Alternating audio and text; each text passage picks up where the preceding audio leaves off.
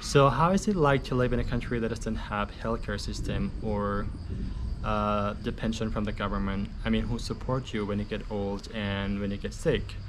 So here's how it works. So when you get sick and need medical care or end up at a hospital in some case, you will have to pay for it yourself.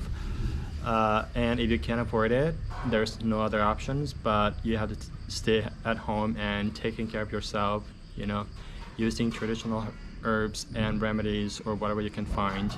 That's your only choice.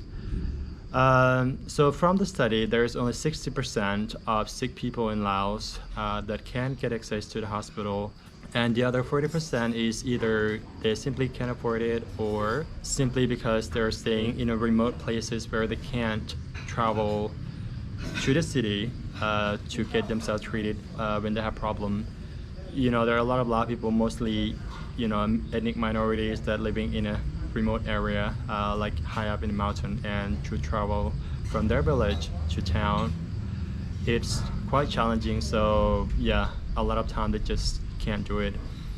And there's some other groups like Khmer and Hmong ethnic minority who just don't bother coming to the hospital at all when they get sick because of their superstitious beliefs. So this group of people, oftentimes they will treat themselves by inviting shamans over to their house and killing animals for sacrifice in belief that it will cure their sickness and help them. But unfortunately, many people died because of this practice. So yeah, so these are some of the many reasons why a lot of people die young in Laos, because people can't get themselves treated as they're supposed to, and also the lack of knowledge about science and how important it is that we need medical attention when we get sick.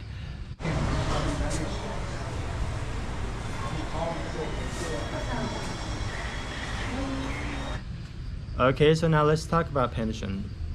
As I mentioned before, that Laos doesn't have government's pension, but how do people support themselves when they get old?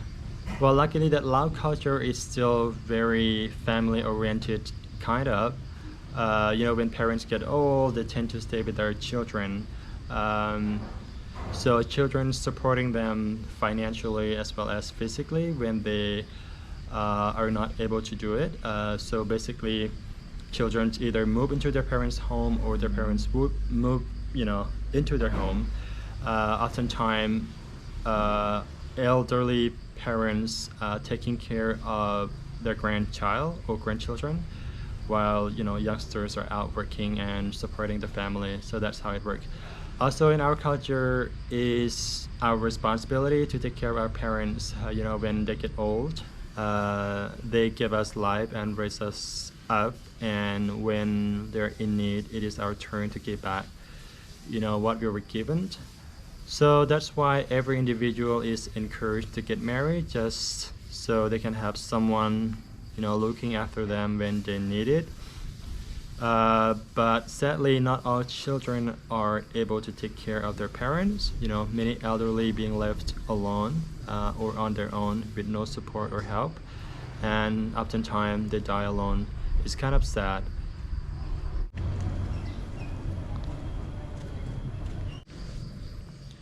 Alright, so let's take a look at one of the hospitals here in Luang Prabang. So this hospital is the government's hospital. It is second largest one in Luang Prabang. It is called Soldier Hospital, or known as 107. So as you can see, despite being the second largest hospital, it's still pretty basic in many respects. I mean, in terms of the patient's room, as you can see here, there's a room with bunk beds that patients share one room altogether. They sleep in line like a dormitory, and in my opinion, I think it's not very hygiene, because there's a huge chance that you will get virus or germ from other people because of sharing room.